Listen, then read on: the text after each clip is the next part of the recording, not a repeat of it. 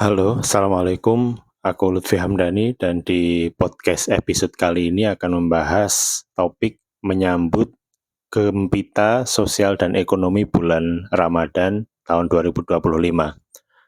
Baik, kita mulai, semoga bermanfaat. Jadi rekan-rekan, Ramadan ini atau bulan Ramadan menjadi bulan yang suci dan dimuliakan bagi umat Islam di seluruh dunia. Hal ini dikarenakan pada bulan tersebut mukjizat Nabi berupa Al-Quran diturunkan kepada Nabi Muhammad SAW, sebuah kitab suci yang merupakan mukjizat terbesar yang diterima umat manusia melalui sang Nabi terakhir.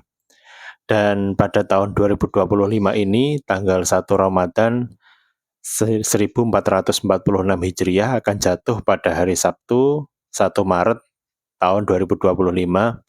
Namun Kementerian Agama masih akan melaksanakan sidang isbat awal Ramadan 1446 Hijriah pada tanggal 28 Februari 2025 mendatang.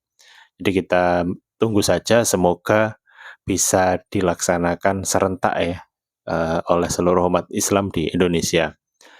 Jadi sebulan penuh umat Islam juga diwajibkan menjalankan puasa di bulan Ramadan, sebuah proses ibadah yang ditujukan mensucikan diri serta meningkatkan ketakwaan dan diakhiri dengan membayar zakat fitrah. Nah, zakat fitrah ini memiliki hikmah mensucikan harta dan mengandung misi sosial bagi saudara kita yang fakir, miskin, mu'alaf, ya, orang yang terbelenggu hutang, hingga mereka yang sedang berjuang di jalan Allah atau fisabilillah, baik dalam menempuh pendidikan atau sedang melakukan jihad secara fisik.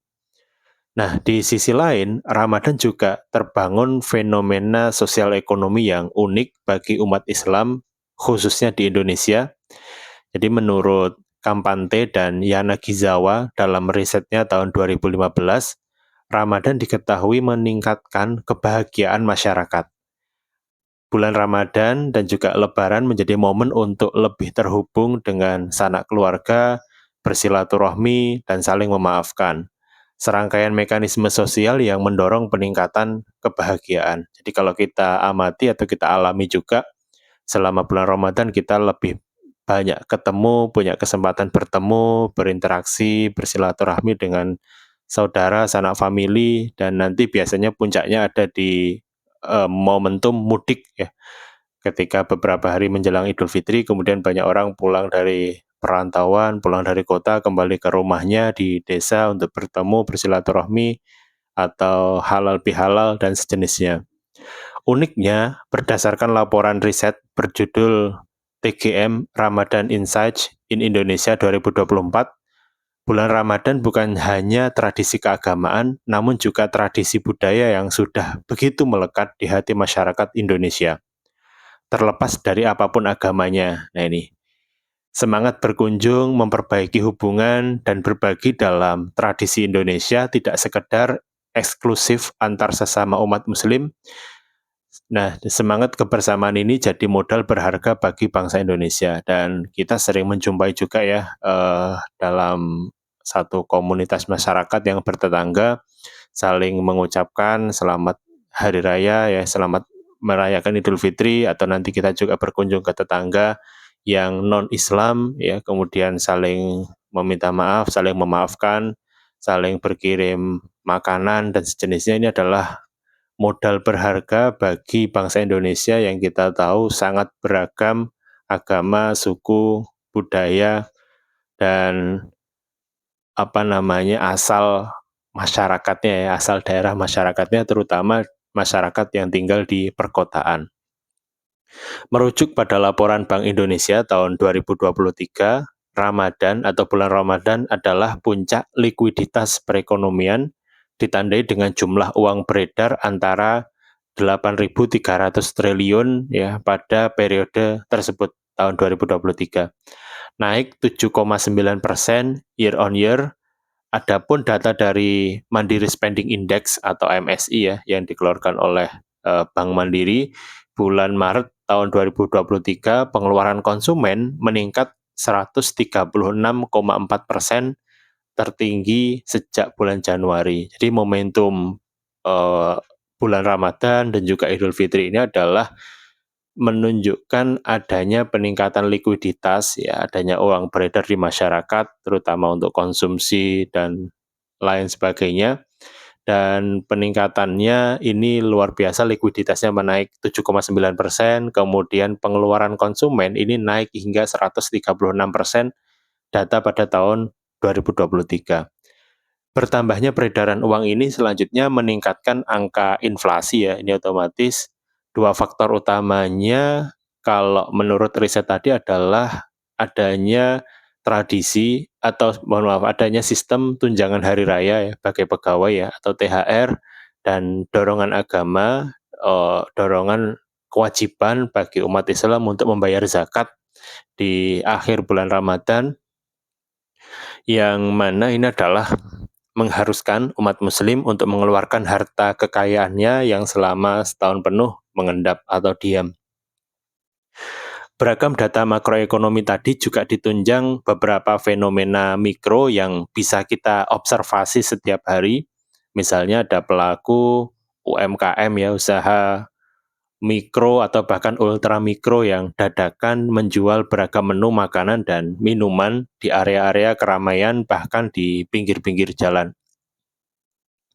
Restoran dan warung-warung yang dipenuhi orang-orang buka puasa bersama ya, atau buka bukber. Kemudian pusat-pusat perbelanjaan dan toko retail pakaian yang ramai pengunjung dan meningkat penjualannya. Bahkan sebagian informasi ya bilang bahwa bulan Ramadan ini memenuhi 50% omset revenue tahunan dari toko-toko retail pakaian tadi. Hampir separuh dari omset atau revenue tahunannya berasal dari penjualan di bulan Ramadan. Belum lagi pelaku usaha online yang berdasar data dari Google naik 2 kali lipat atau 58% dibandingkan bulan yang lain, dan bahkan lebih tinggi dibandingkan dengan event misalnya Hari Belanja Online Nasional atau Harbolnas. Selanjutnya, survei dari Litbang Kompas pertengahan bulan April 2023 menunjukkan informasi alokasi anggaran lebaran masyarakat. Sebagian besar ditujukan untuk angpau ya, atau ya memberikan hadiah amplop ya, berupa uang mungkin 20.000, 50.000 dan sebagainya ke sanak saudara, disusul oleh kegiatan membeli makanan dan hidangan khas lebaran, membeli baju atau sepatu baru, kemudian perjalanan pulang kampung, dan berwisata bersama keluarga. Ini adalah beberapa item belanja yang banyak mengeluarkan anggaran ya dari masyarakat selama bulan Ramadan. Beli makanan, kemudian angpau, kemudian beli baju atau sepatu baru, pulang kampung, dan mulai ramai juga yang berwisata selama liburan bulan Ramadan atau setelah Idul Fitri. Nah, perilaku belanja masyarakat untuk Ramadan ini lebih dominan dilakukan secara offline atau in-stores, melanjutkan dari tren tahun sebelumnya. Jadi kalau selama periode COVID tahun 2020 sampai 2023 masih banyak yang memprioritaskan untuk belanja online. Tahun lalu 2024, 2023 kita juga sudah mulai melihat ada pergerakan masyarakat lebih suka lagi untuk belanja secara offline. Dan ini tahun ini masih akan seperti itu, walaupun ya tetap ada juga yang berbelanja secara online. Mayoritas 40% ya juga melakukan kegiatan belanja ada di minggu terakhir bulan Februari ya. Di kita sebagian sudah mulai persiapan nih belanja di minggu depan nih, minggu terakhir bulan Februari sebelum nanti masuk ke bulan Ramadan. Ini 40% mayoritas masyarakat 40% masyarakat sudah mulai belanja kebutuhan untuk bulan Ramadan dan Idul Fitrinya. Disusul 39% masyarakat belanja pada periode selama bulan Maret ke depan ya. Bulan depan selama bulan Ramadan, sisanya akan melakukan kegiatan belanja jauh saat bulan Februari ya, di bulan Maret mohon maaf, dan ketika hari Idul Fitri nanti. Nah, lembaga konsumeri.id memilah timeline konsumsi masyarakat selama Ramadan menjadi 4 bagian dengan item-item produk yang dibeli selama keempat periode tersebut. Misalnya di sebelum masuk bulan Ramadan ya, berarti hari ini tanggal 20 Februari sampai nanti akhir Februari, yang dibeli atau menjadi item belanja adalah FMCG ya, kemudian belanja keuangan, kemudian jasa ya, kemudian kesehatan, kemudian religious and spiritual item, ini misalnya beli mukena, sajadah dan lain sebagainya. Kemudian ada media dan entertainment, ini sudah mulai disiapkan atau dibeli atau dikonsumsi sebelum datangnya bulan Ramadan. Kemudian di minggu pertama dan minggu kedua ada belanja yang dominan adalah food and beverage, FMCG lagi ya, fast moving consumer goods, kemudian financial service ya, layanan keuangan, misalnya ada penukaran uang, kemudian menabung atau mengambil uang dan lain sebagainya. Restoran and food delivery ya, selama minggu pertama kedua ini juga banyak dibeli atau banyak dikonsumsi produknya.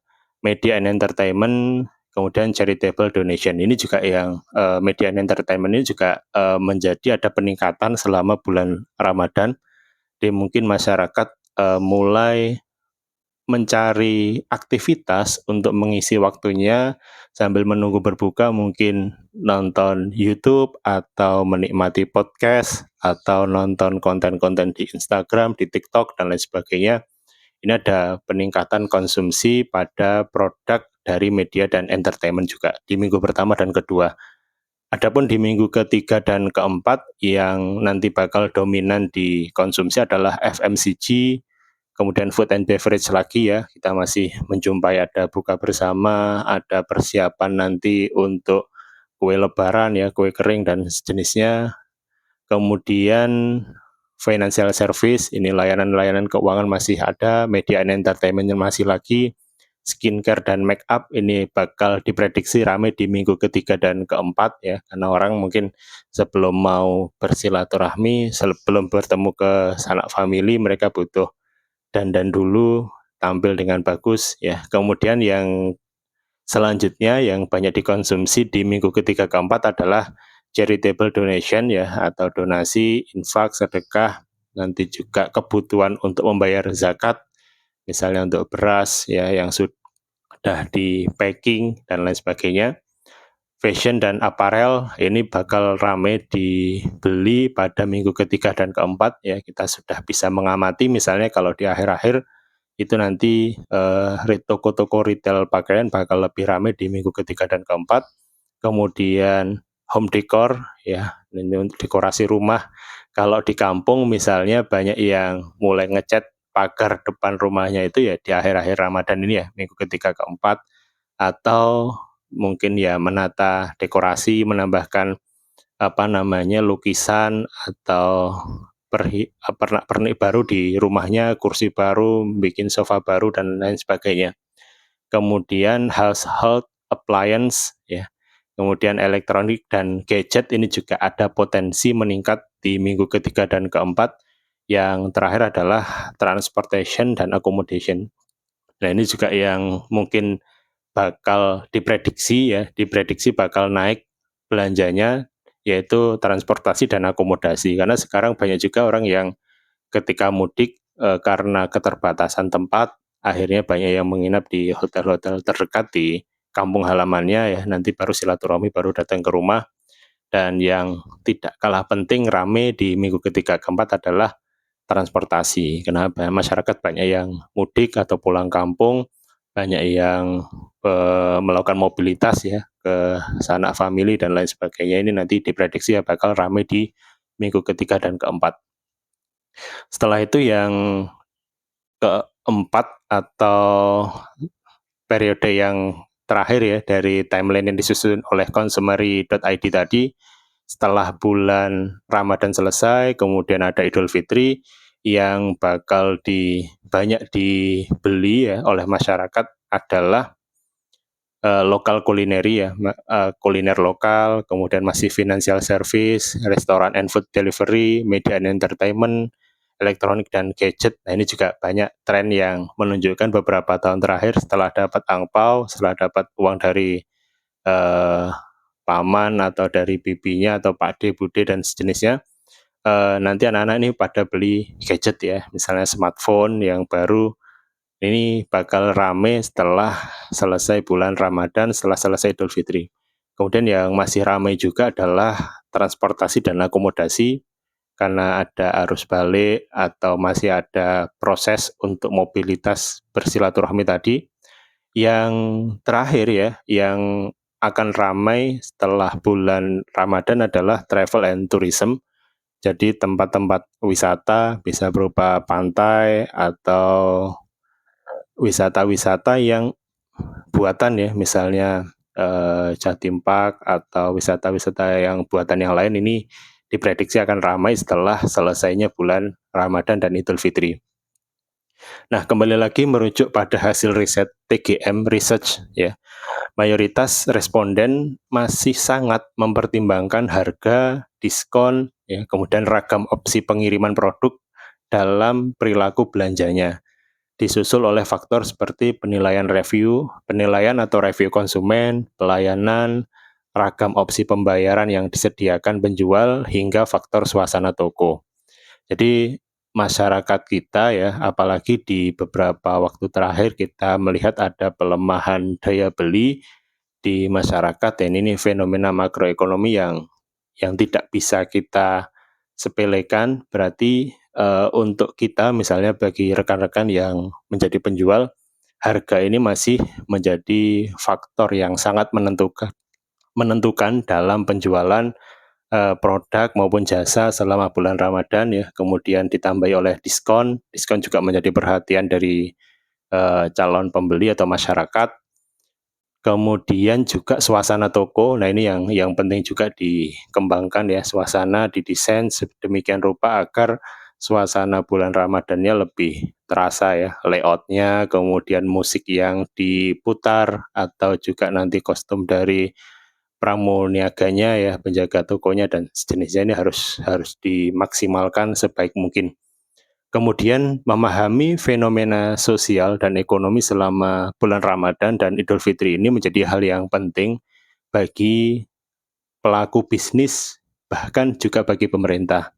Jadi bagi pelaku bisnis yang baru, pola-pola konsumsi dan perubahan perilaku selama Ramadan ini bisa menjadi referensi dalam mempersiapkan stok baru, mengelola materi pemasaran, hingga dalam praktek menetapkan strategi penentuan harga. Jadi ada diskon-diskon khusus yang diberlakukan selama bulan Ramadan, misalnya untuk menarik banyak pembelian di awal, diberlakukan persentase yang lebih besar di sebelum atau minggu pertama dan kedua bulan Ramadan, sebelum nanti ya, supaya masyarakat ada sensasi FOMO ya, fear of missing out, jadi supaya nggak melakukan belanja di akhir-akhir, jadi kita bikin stimulan-stimulan ya, atau rangsangan-rangsangan supaya mereka bisa mau belanja lebih awal sebelum atau di minggu pertama dan kedua bulan Ramadan.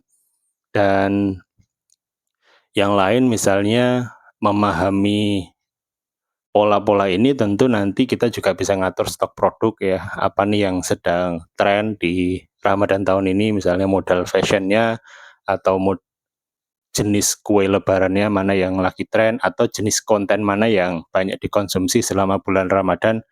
Kita bisa sesuaikan ketika kita memahami fenomena sosial dan ekonomi dari masyarakat selama bulan Ramadan dan Idul Fitri ini.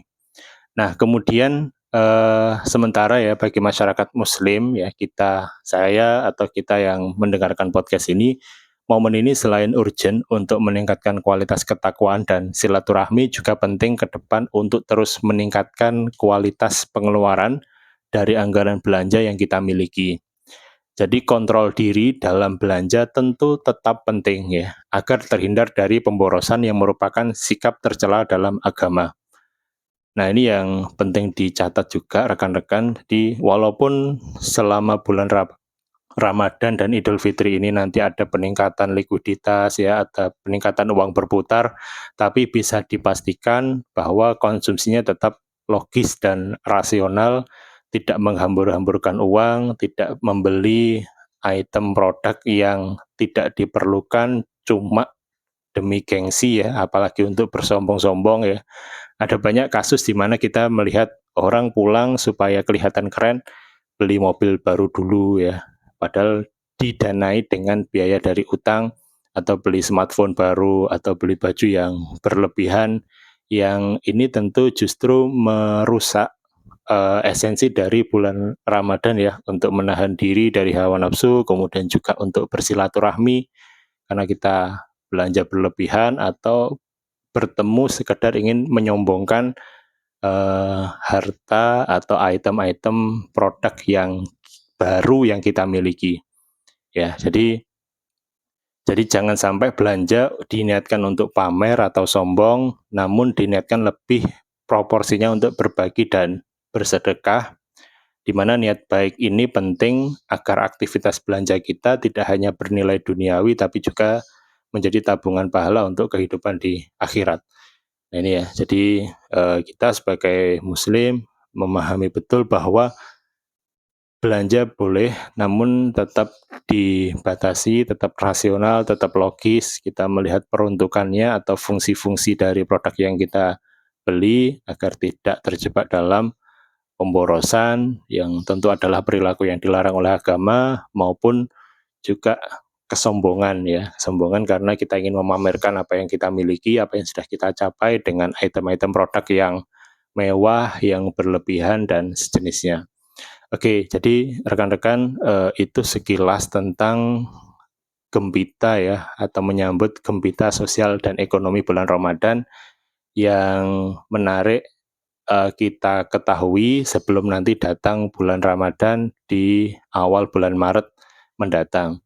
Sehingga kita bisa menyiapkan diri, bagi kita yang pelaku usaha bisa menyiapkan bagaimana usahanya disesuaikan, atau bagi kita yang menjadi masyarakat yang sebagai konsumen juga tetap rasional, tetap punya pedoman dalam belanja, tidak boros, tidak digunakan untuk sombong dan sejenisnya. Baik, terima kasih.